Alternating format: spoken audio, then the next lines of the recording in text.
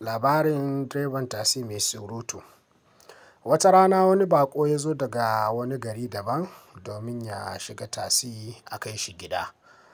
Aka yi sa'a ya sami wannan direba mai surutun nan domin ya kai shi gida.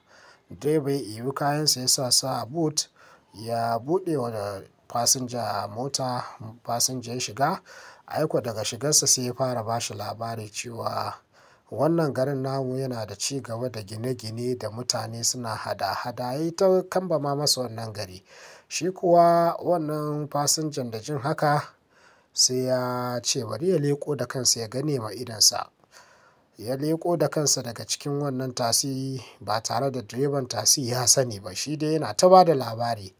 Ai kuwa da ƙarar kwana ta zo sai wani babban motar trailer ya zo shigewa sai ya buge masa kai sai kan ya tsinke.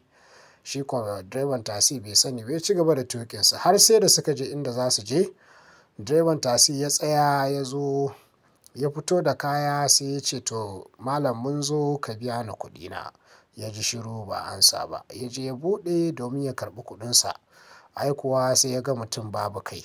Nan take sai ya ruɗe ya rikirkice ya ruga yana magana cewa ai wannan mutumin haka ya shigo. Dama ya shigo jama'a dama lokacin da zai shigo babu kai. Ai kuwa mutanen gari suka ga wannan suka ce sam ba zai yi ba suka kirawo